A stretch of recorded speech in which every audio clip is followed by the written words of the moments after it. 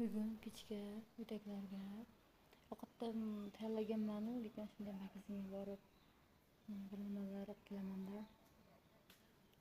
Chunki ota-onaga qancha mehr bersang, qancha nima qilsang shuncha kam deydi-yu.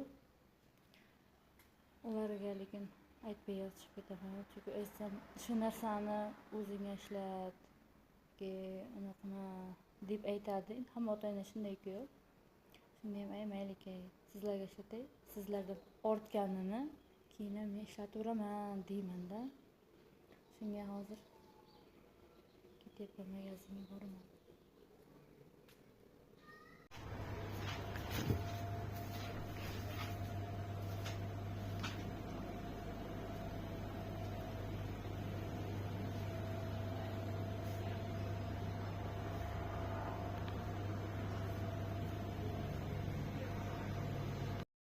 Magazinga qaytyapman.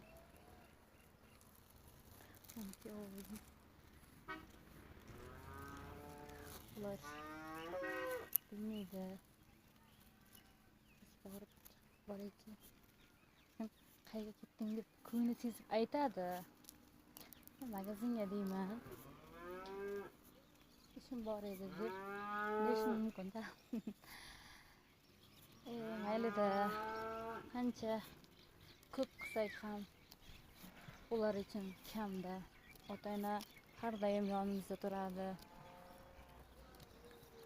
Hech qachon kasal bo'lsak ham, pulimiz yo'q payti bo'lsa ham bizlarni tashlab ketmaydi-da. Oldimizda har doim bo'ladi.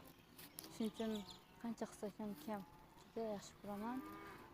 Qancha mehrimni bergim keladi, qo'ldan kelgancha ular uchun. Chunki ular vaqtida borini bergan. Shuning uchun ham endi navbat sizlarga deydi-yu.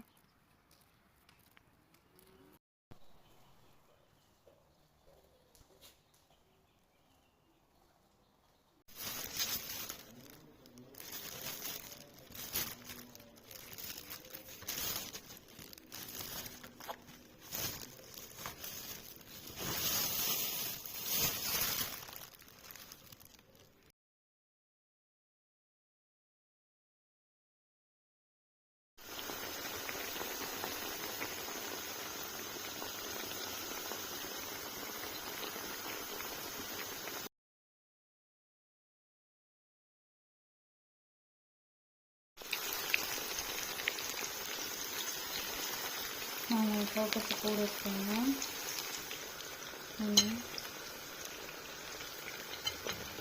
Mana desertiga men pirog hazırlamıştım.